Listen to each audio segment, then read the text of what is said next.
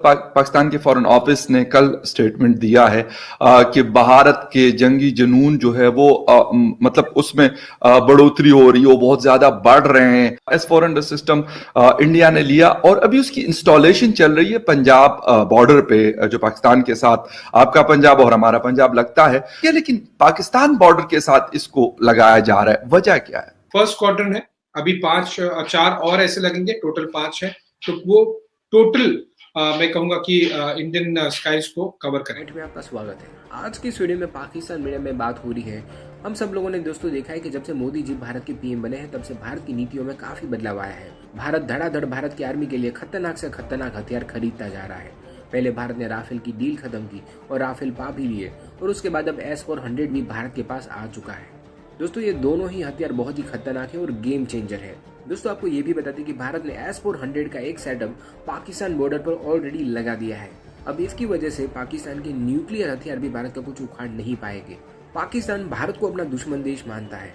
पाकिस्तान भारत को अपना दुश्मन देश मानता है, पर आज की तारीख में हकीकत ये है कि वो भारत की दुश्मनी के लायक भी नहीं रहा है। भारत ने इतने हथियार जमा कर लिए हैं कि भारत से जितना तो दूर, पाकिस्तान के लिए भारत के साथ लड़ना भी अब मुश्किल हो चुका है। भारत की ताकत के बारे में पाकिस्तान मीडिया में क्या चर्चा हो रही है वो देखने के लिए शुरू करते हैं इस वीडियो का अगला भाग। पाकिस्तान के फॉरेन ऑफिस ने कल स्टेटमेंट दिया है कि भारत के जंगी जुनून जो है वो मतलब उसमें बढ़ोतरी हो रही है, वो बहुत ज्यादा बढ़ रहे हैं। ये मतलब इस तरह के बयानात में बहुत अरसे से देखता हूं, अब से नहीं, मैं कह रहा हूं कि अब ये कोई मतलब इस तरह की स्टेटमेंट है कि S-400 हिंदुस्तान ने खरीदा है। इससे पहले राफेल वाले टाइम पे भी ये चीजें हुई और मतलब टाइम बाय टाइम इस तरह के बयानात हम सुनते हैं यहाँ पाकिस्तान में। कैसा देखा जा रहा होता है कि मतलब हिंदुस्तान इसके बारे में क्या, या हिंदुस्तान के लोग या हिंदुस्तान का मीडिया, आप एज ए जर्नलिस्ट क्या कहते हैं कि मतलब ये वाली इस तरह के बयानात ये ठीक है, या मतलब ये वैसे बयानबाजी एक मतलब एक पॉलिटिकल गेन्स के लिए होती है कि हाँ यार हिंदुस्तान ने तो S-400 खरीद लिया, हमने अभी नहीं खरीदा, या शायद इन फ्यूचर हम भी खरीद लें। अब कहां से खरीदेंगे, पैसे लगते ना लोन बहुत ज्यादा है आपके देश पर, उसका इंटरेस्ट तो पे नहीं हो पा रहा है। फिर IMF से ले लो, फिर सऊदी से भीख मांगो, फिर उससे भीख मांगो, फिर ऐसे कब तक कटोरा लेके काम चलेगा।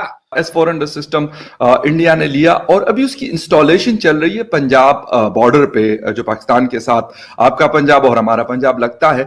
हालांकि सुनने में यह आ रहा था कि शायद चाइना के लिए खरीदा गया है और उनका जो उनकी जो मिसाइल टेक्नोलॉजी है उनको काउंटर करने के लिए यह सारा सिस्टम लगाया गया, लेकिन पाकिस्तान बॉर्डर के साथ इसको लगाया जा रहा है, वजह क्या है? देखिए, ऐसे 5 स्क्वाड्रन्स फकार आपको पता होगा कि इंडिया ने खरीदे और लगभग 35,000 करोड़ रुपए का ये टोटल डील है। तो रफली 7,000 करोड़ इंडियन रुपीस का ये एक सिस्टम है। अगर 5 स्क्वाड्रन्स की हम बात करें तो उसको आइडेंटिफिकेशन इस तरह से किया गया है कि LOC और LAC दोनों। और साथ ही मैं आपके व्यूअर्स को ये भी बताना चाहूंगा कि देखिए S-400 का एक स्पेसिफिक रेंज है, तो वो जैसे पंजाब में इसे डिप्लॉय किया जा रहा है, सो ऐसा अज्यूम किया जाता है because of the normal geographical map की वो LOC के लिए ही है और पाकिस्तान से आने वाले एरियल थ्रेट्स के लिए है, लेकिन ऐसा नहीं है। अगर आप S-400 की रेंजेस देखेंगे और स्पेसिफिकली अगर आप AWACS और वो बाकी इंडियन एयरफोर्स के जो एयर डिफेंस सिस्टम्स हैं उन सबको आप कैलकुलेट करेंगे तो ये जो पर्टिकुलर फर्स्ट स्क्वाड्रन डिप्लॉय किया जा रहा है, ये भी इसका एक सेक्शन चाइनीज जो थ्रेट है एयर डिफेंस का, चाइनीज थ्रेट जो एयर ऑफेंसिव का है, Indian air force point of view air defence का, उस पर भी ये नजर रखेगा। फर्स्ट स्क्वाड्रन है, अभी 4 और ऐसे लगेंगे, टोटल 5 है। तो वो टोटल मैं कहूंगा कि इंडियन स्काइज को कवर करेंगे।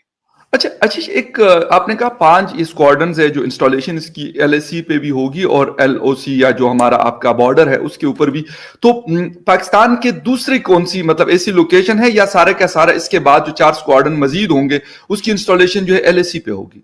कुछ इन्फॉर्मेशन है इस हवाले से आपके पास? देखिए, इसमें कुछ इन्फॉर्मेशन आई है, लेकिन मैं आपके दर्शकों को विदाउट कॉन्फर्मेशन वो कहना नहीं चाहूंगा, क्योंकि इंडियन एयरफोर्स भी अभी उसे बेसिक लेवल पर ही उन्हें एंगेज किया है। देखिए, अब फर्स्ट स्क्वाड्रन आया है तो कहा जाता है कि 400 किलोमीटर के रेंज को S-400, इसीलिए उसे 400 कहा जाता है। और नया रशिया का S-500 भी सिस्टम आ रहा है जो 500 किलोमीटर के रेंज को देखेगा। तो 400 किलोमीटर का रेंज बहुत बड़ा होता है। तो अब फर्स्ट स्क्वाड्रन आया है, बोला गया है S-400 400 किलोमीटर का रेंज का है, उसे अभी पार्ट्स वहां पहुंचे हैं। S-400 का फर्स्ट स्क्वाड्रन भी ये पंजाब में इंडिया पाकिस्तान बॉर्डर LOC पर ये ऑपरेशनल नहीं हुआ है, उसे कुछ और हफ्ते लगेंगे। जब वो ऑपरेशनल होगा, टेस्ट होगा, फिर शायद एक और मैं कहूंगा कि बगल में सेकेंड स्क्वाड्रन आएगा, तो उसका आउटर पैरामीटर क्या हो, दोनों का आउटर पैरामीटर हो ताकि कोई गैप नहीं रहे, चाहे Pakistan air force point of view देखें या फिर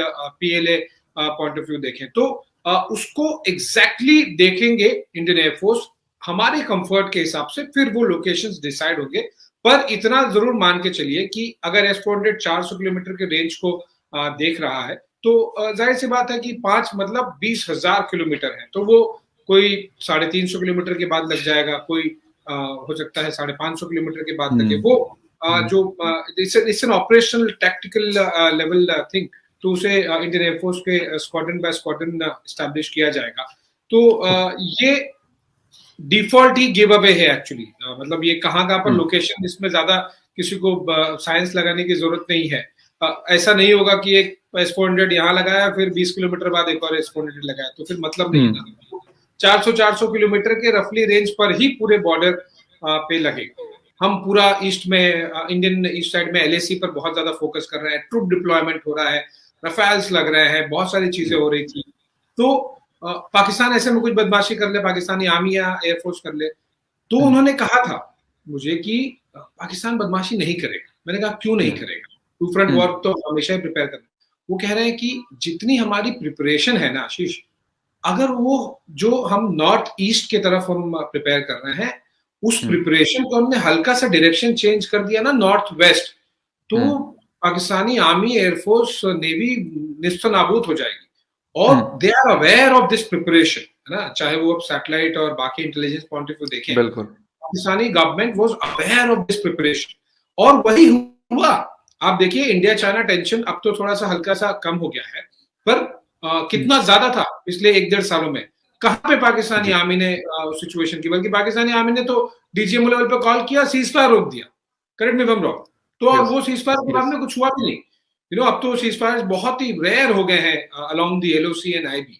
सो it turn out to be true कि प्रिपरेशन जब हम चाइना के लिए कर रहे हैं, which is a much larger और मोर इंटेंस प्रिपरेशन, तो फिर पाकिस्तान के लिए प्रिपरेशन करने की जरूरत नहीं है, वो तो डिफॉल्ट ही कवर हो जाएगा उस रेंज का। जैसे अग्नि 5 किया हमने 2000 किलोमीटर, तो क्या जरूरत है पाकिस्तान के लिए अलग से आपको करने का। पाकिस्तान को रेंज में लेने के लिए मिसाइल किए, ये तो अग्नि 2-3 लेवल पर ही पूरा outer limit of Pakistan cover हो जाएगा। तो अब हम चाइना को पूरा कवर करने के लिए ले रहे हैं। सो आई डोंट थिंक कि ये पाकिस्तानी पॉइंट ऑफ व्यू करने की जरूरत है, और इट्स डिफॉल्ट गिव अवे।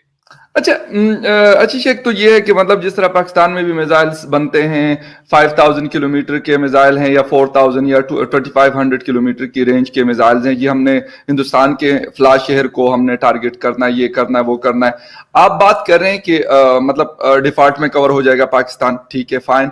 इस हालत के बावजूद कि यहाँ पर हालात, इकोनॉमी दिन ब दिन छोटी होती जा रही है और लोगों की जो जिंदगी है वो मजीद मुश्किल हो रही है, लेकिन इसके बावजूद भी हम उसके ऊपर धड़ाधड़ पैसा, हमें कोई भी अगर लिख के देगा, लिख के क्या देगा, वो डायरेक्ट ऑर्डर करते कि भाई हमें ये वाली चीज चाहिए, आप उधार से ले लो, आप कैश दे दो, या किसी भी तरीके से आप ले लो, हमें ये चीज चाहिए, आपने हमें लेके देनी है। ये आपने बहुत ही बड़ा डीप थीमेटिक स्ट्रेटेजिक क्वेश्चन पूछा है। उसमें बहुत सारे एंगल्स होते हैं, इकोनॉमी होता है, ह्यूमैनिटी होता है, वर्ल्ड अफेयर्स होता है। अब सब पे बात करने बैठे एक डिफरेंट शो हो जाएगा। नहीं, जो आप शॉर्ट एंड शॉर्ट आप कर सकते हैं, बिल्कुल आप अपना आपको पॉइंट ऑफ व्यू दे सकते हैं। देखिए as a humanity point of view देखेंगे तो दुनिया में बहुत गरीबी है, बहुत बच्चे अभी भी भूखे रहते हैं, तो इन जनरल तो ये फाइट्स और ये वॉर्स होनी ही नहीं चाहिए। लेकिन क्या होता है कि ये प्रैक्टिकल भी नहीं है, जो मैंने कहा, ये प्रैक्टिकल नहीं है, ऐसा होता नहीं है। ये मैंने जो बात कही, ये तो बहुत आइडियलिस्टिक बात है, पूरे वर्ल्ड बात भी करती है इस बारे में, लेकिन करते नहीं है ऐसे। देखिए क्या होता है, मैं आपको कुछ बहुत एग्जांपल देता हूँ। अब क्या करोगे आप, हम प्रिपेयर करते थे पहले पाकिस्तान के पॉइंट ऑफ व्यू। क्यों करते थे? क्योंकि आतंकवाद हो रहा है, LOC से हो रहा है, फिर समंदर से भी चालू हो गया 26/11, ऐसा बहुत सारी चीजें होती रहती हैं। अब पाकिस्तान से आप पूछेंगे कि भाई क्यों कर रहे हो, तो बोलेंगे कश्मीर के लिए कर रहे हैं। अब कश्मीर तो उन्हें चाहिए नहीं, है ना, क्योंकि आपके पास जो है वो तो संभल नहीं रहा। मैं POK की बात कर रहा हूँ, मैं कश्मीर एज ए कंट्री की बात कर रहा हूँ। क्या हालत है आज आप भी जानते हैं, मुझे बताने की जरूरत नहीं है। तो जो है संभल नहीं रहा, लेकिन और चाहिए। उसके बाद जो नहीं है उसके बारे में आपको ज्यादा चिंता है, उसके लिए आप ज्यादा स्पेंड कर रहे हैं। ये आज की रियलिटी है। अगर आपका मिलिट्री बजट देखेंगे तो बहुत ज्यादा स्पेंड हो रहा है। For what is the purpose? Is India an offensive country? We are country of Mahatma Gandhi. हमने कभी ऑफेंसिव नहीं किया। क्या हमने आप पे पहले कभी कोई अटैक किया? क्या हमने कभी किसी तरह से लैंड इंक्रोचमेंट वाली पॉलिसी रखी? इनिशिएट में लेवल पे बात कर रहा हूँ। जो कश्मीर एक रूटीन इशू है, वो कई दशकों से चलता रहा है। बहुत सारे प्राइम मिनिस्टर, बहुत सारी सरकारें, आपके यहाँ भी हमारे यहाँ भी उसको सॉल्व करने के लिए अलग अलग था। किसी ने बस चालू कर दी, किसी ने ट्रेन चालू कर दी, किसी ने फ्लाइट चालू कर दी। फिर अब फ्लाइट भी बंद हो गई, एयर स्पेस भी बंद हो गया, बस भी बंद हो गया, ट्रेन भी बंद हो गया। माय पॉइंट इज कि अब वो terrorism is a optional route आपकी आर्मी ने निकाल लिया। अब वो आर्मी ने निकाल लिया ऑप्शनल रूट, तो उसको लेकर इंडिया को तो डिटर करना ही पड़ेगा ना, डिटरेंस क्रिएट करना ही पड़ेगा, वरना छोड़ दें तो फिर देखो 26/11 हुआ। क्या वो केवल और केवल कश्मीर तक रिस्ट्रिक्टेड है? इशू नहीं है। वो बहुत सारे टेरर एलिमेंट्स, ये हम थोड़ी कह रहे हैं, ये तो पूरी दुनिया कह रही है, FATF कह रही है, जो वर्ल्ड पावर्स है वो कह रहे हैं कि जो पाकिस्तान में बहुत सारे टेरर ऑर्गेनाइजेशंस ऑपरेट कर रहे हैं। अमेरिका पे सबसे बड़ा टेरर अटैक किया किसी ने, वो कहाँ मिला? वो आपके देश में मिला, उसामा बिन लादेन मिला। और भी बहुत सारे, ये नेटवर्क, वो नेटवर्क, ये ग्रुप, वो ग्रुप, ये लश्कर तैयबा, वो आप सब देख लीजिए। तालिबान में भी, अफगानिस्तान में भी पूरी दुनिया की नजर पाकिस्तान पे थी कि आप क्या एयर डिफेंस उनको सपोर्ट कर रहे हैं, क्या आप उनको किस तरह से सपोर्ट कर रहे हैं ऑन ग्राउंड, एयर, हर तरीके से। तो आपने एज ए कंट्री एक ऑप्शनल रूट चूज किया है, जिसका खामियाजा आज कंट्री को, समाज को भुगतना पड़ रहा है, आपकी सोसाइटी को।